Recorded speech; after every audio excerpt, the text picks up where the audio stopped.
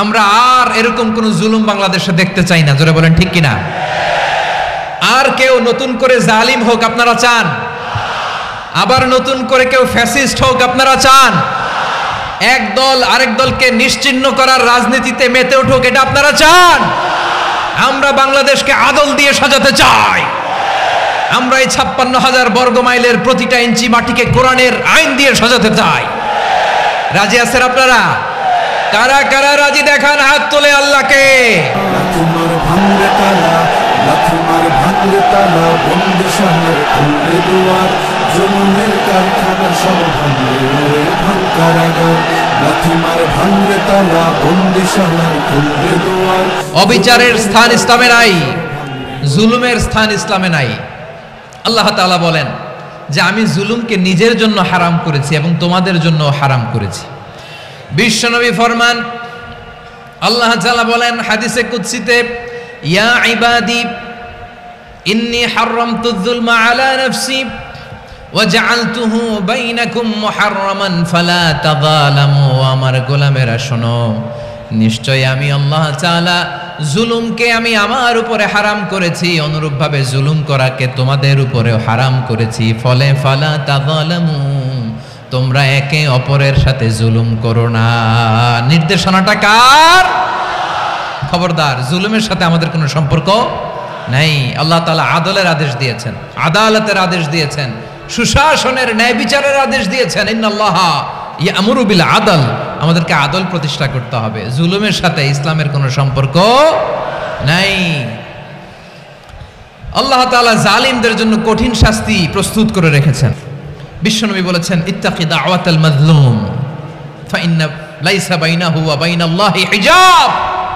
মাজলুমের কান্নাকে ভয় করো, কারণ মাজলুমের কান্না আর আল্লাহর মাঝে কোনো পর্দা থাকে না। আমরা আর নতুন করে কেউ জালিম হোক এটা চাই না, নতুন করে আবার কেউ ফ্যাসিস্ট হোক আমরা চাই না, এক দল আরেক দলকে নিশ্চিহ্ন করার রাজনীতি করুক আমরা চাই না। আমরা সুশাসনের বাংলাদেশ চাই, আমরা মানবিক বাংলাদেশ চাই, আমরা একটা সমৃদ্ধ বাংলাদেশ চাই, আমরা বিশ্বের বুকে সম্মান নিয়ে মাথা উঁচু করে দাঁড়াতে চাই। ঠিক কিনা বলেন? আল্লাহ বললেন, এটা যদি তোমরা চাও, একটা সমৃদ্ধ সমাজ যদি বিনির্মাণ করতে চাও, মানবিক সমাজ যদি বিনির্মাণ করতে চাও, আমি তোমাদেরকে সেজন্য প্রথমে আদালতের নির্দেশ দিলাম। ইন্নাল্লাহা ইয়া'মুরু বিল আদল, নিশ্চয় আল্লাহ তাআলা তোমাদেরকে ন্যায় বিচার সুশাসন এটার আদেশ দেন। সুবহানাল্লাহ। আদাল, ন্যায় বিচারের আদেশ আল্লাহ তাআলা কোরআনের বিভিন্ন আয়াতে দিয়েছেন। আল্লাহ তাআলা বলছেন, ইন্নাল্লাহা ইয়া'মুরুকুম আন তুআদ্দুল আমানাতি ইলা আহলিহা ওয়া ইযা হাকামতুম বাইনান নাসি আন তাহকুমু বিল আদল ইন্নাল্লাহা নি'ম্মা ইয়া'iযুকুম বিহি ইন্নাল্লাহা কানা সামিআন বাসীরা। আল্লাহ তাআলা বললেন, আল্লাহ আদেশ দিচ্ছেন, যে ব্যক্তি আমানতের হকদার তার হাতে তোমরা আমানত পৌঁছে দাও, আর যখন তোমরা বিচার কার্য করবে, বিচার ফয়সালা করবে, আদালতের সাথে করো। সুবহানাল্লাহ বলেন। ওয়া ইযা হাকামতুম বাইনান নাসি আন তাহকুমু বিল আদল, আদালতের সাথে করবা। আল্লাহ তাআলা বলেন, যারা জাজ হবে, বিচারক হবে, তাদের যদি বাদী বিবাদীর কারোর সাথে শত্রুতা থাকে, কারোর সাথে যদি কোনো ধরনের রেষারেষি থাকে, আল্লাহ বলেন বিচার কার্য করতে যে ওই শত্রুতা রেষারেষির কারণে আদালতের বাইরে যে অবিচার করে বিচার করো না। ওয়ালা ইয়াজরিমান্নাকুম শানাআনু কওমিন আলা আল্লা তা'দিলু ই'দিলু হুয়া আকরাবু লিত্তাকওয়া ওয়াত্তাকুল্লাহা ইন্নাল্লাহা খাবীরুম বিমা তা'মালুন।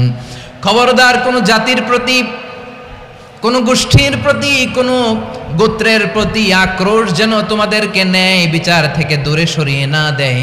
বরং আমি আল্লাহর আদেশ হলো ইদিলু, তোমরা আদল করো, ন্যায় বিচার করো, সুবিচার করো, সুশাসন প্রতিষ্ঠা করো। হুয়া আকরাবু লিত্তাকওয়া, এটাই তাকওয়ার সবচেয়ে কাছাকাছি। সুবহানাল্লাহ বলেন। কোরআনের বিভিন্ন আয়াতে আল্লাহ তাআলা স্পেসিফিকলি ধরে ধরে বিচার করার সময় আমরা যেন আদাল করি সেটা বলেছেন। কোরআনের কোন কোন জায়গায় আল্লাহ তাআলা এই আল আদ শব্দটা ব্যবহার করেছেন। আবার একই জিনিস ইনসাফ, সুবিচার, সুশাসন, ন্যায় বিচার, ন্যায়পরায়ণতা বুঝাতে আল্লাহ তাআলা কখনো কখনো আল কিসত শব্দটা ব্যবহার করেছেন। আওয়াজ করে সবাই বলুন আল কিসত। প্রিয় ভাইরা, সবাই আওয়াজ করে আমার সাথে সাথে বলুন আল কিসত। আল্লাহ তাআলা বলেন ওয়া ইন হাকামতা ফাহকুম বাইনাহুম বিল কিসতি ইন্নাল্লাহা ইউহিব্বুল মুকসিতিন।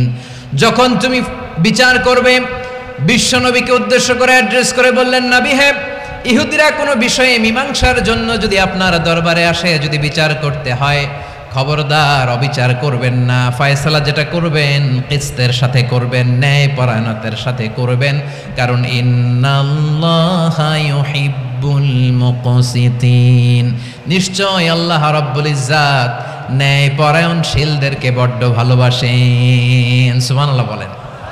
ন্যায় পরায়ণ লোকদেরকে আল্লাহ তাআলা বড্ড ভালোবাসেন। অন্য আয়াতে আল্লাহ তাআলা বলছেন وَنَضَعُ الْمَوَازِينَ الْقِسْطَ لِيَوْمِ الْقِيَامَةِ فَلَا تُظْلَمُ نَفْسٌ شَيْئًا। আমি কিয়ামতের দিন ন্যায়পরায়ণতার মানদণ্ড স্থাপন করব, যেটাকে আমরা মিজানের পাল্লা বলি। আল্লাহ বলেন ন্যায় বিচারের মানদণ্ড কিয়ামতের ময়দানে আমি আল্লাহ স্থাপন করব। সেদিন কারো প্রতি বিন্দু পরিমাণ, এক চুল পরিমাণ অবিচার করা হবে না, কোনো অবিচার করা হবে না। সেদিন সুশাসন হবে, সুবিচার হবে, ন্যায় পরায়ণতার সাথে বিচার হবে। আওয়াজ করে পড়েন আল্লাহু আকবার। তাহলে প্রিয় ভাইরা, যে তিনটি বিষয়ে আল্লাহ তাআলা আমাদেরকে আদেশ দিয়েছেন, তার প্রথমটা হচ্ছে আদালত, ইনসাফ, সুবিচার, ন্যায় বিচার। এটা আমরা চাই কি চাই না? বিশ্বনবী ন্যায় বিচার, ন্যায় পরায়ণতা, সুশাসন প্রতিষ্ঠিত করেন কি করেন নাই? আপনারা বিশ্বনবীর সিরাত যারা পড়েছেন, আপনি দেখবেন বিশ্বনবীর সিরাতের পরতে পরতে, বাঁকে বাঁকে, সিরাতের বাঁকে বাঁকে এই আদালতের নমুনা মেলে। সুবহানাল্লাহ বলেন। ছোট্ট একটা নমুনা রাসূল সাল্লাল্লাহু আলাইহি ওয়াসাল্লামের আসিরা আল আতরা থেকে ছোট্ট একটা নমুনা আপনাদের খেদমতে এখানে উপস্থাপন করি। বিশ্বনবী সাল্লাল্লাহু আলাইহি ওয়াসাল্লাম মক্কা বিজয় করলেন ৮ম হিজরিতে।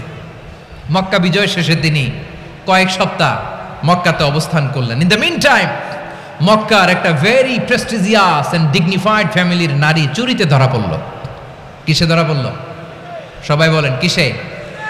আমাদের সমাজে আসেনি এটা? আছে? ছোট না বড়? হ্যাঁ, হিসাব করে শেষ করা যায় না। ৩.৫ লাখ কোটি টাকা নাই উন্নয়ন প্রকল্পের নামে। উন্নয়ন প্রকল্পের নামে ৩.৫ লাখ কোটি টাকা নাই। ৩.৫ লাখ কোটি টাকা লিখতে পারবেন আপনি? এক টানে লিখতে পারবেন? বুঝতেছেন কত বড় সংখ্যা? হ্যাঁ, বনু মাখজুমিয়া গোত্রের এক নারী মক্কায় চুরিতে ধরা পড়ল। বলেন তো চুরি করলে বিধান কি? কি কাটতে হবে? চুরির বিধান হলো হাত কেটে দাও। তাও সেটা গোপনে নয়, প্রকাশ্যে জনসম্মুখে হাত কেটে দাও। বনু মাখজুমিয়া গোত্রের নারী যখন চুরিতে ধরা পড়ল, সাহাবারা চিন্তায় পড়ে গেলেন। সবেমাত্র মক্কার লোকেরা কালিমা পড়ে মুসলমান হয়েছে, ইসলামের আইন কানুন তেমন জানে না, ইসলামী শরিয়ার সাথে বেশি পরিচিত নয়। এখন যদি বিশ্বনবী চুরির যেই বিধান এটা যদি কায়েম করে, হাত যদি কেটে দেয়, না জানি মক্কার লোকেরা আবার বিগড়ে যায়, না জানি মক্কার লোকেরা আবার মুরতাদ হয়ে যায়, না জানি মক্কার লোকেরা ইসলাম থেকে দূরে সরে যায়। চলো চলো, সাহাবীরা মিলে পরামর্শ করলেন, চলো বিশ্বনবীর কাছে যে বলি, ও নবী, শুধু কেবলমাত্র একমাত্র এই নারীর জন্য চুরির হাত কাটার বিধানটা আপনি একটু থামিয়ে দেন। চুরির হাত কাটার যে বিধান এইখানে একটু রহিত করে দেন, বাকিগুলা কইরেন মদিনাতে যে চলবে, কিন্তু মক্কায় এবারের জন্য মাফ করে দেন। কিন্তু কে বলবে? এই যে পরামর্শ, সাজেশন, এটা কে দিবে বিশ্বনবীর কাছে? সাহাবারা চিন্তায় পড়ে গেলেন। আল্লাহর নবীর সামনে দাঁড়িয়ে আল্লাহর দেয়া হুদুদ, আল্লাহর দেয়া বিধান থামিয়ে দেওয়া, মাফ করে দেওয়া, এই কথা বিশ্বনবীর সামনে বলার সাহস তো কেউ রাখে না। কেউ কেউ বলল বিশ্বনবীর পালক পুত্র যায়েদ বিন হারেসার সন্তান উসামারে বিশ্বনবী নাতির মতো আদর করে, বড্ড বেশি ভালোবাসে উসামারে। এজন্য সাহাবারা উসামাকে বলতো হিব্বু রাসূলিল্লাহ, বিশ্বনবীর ভালোবাসা।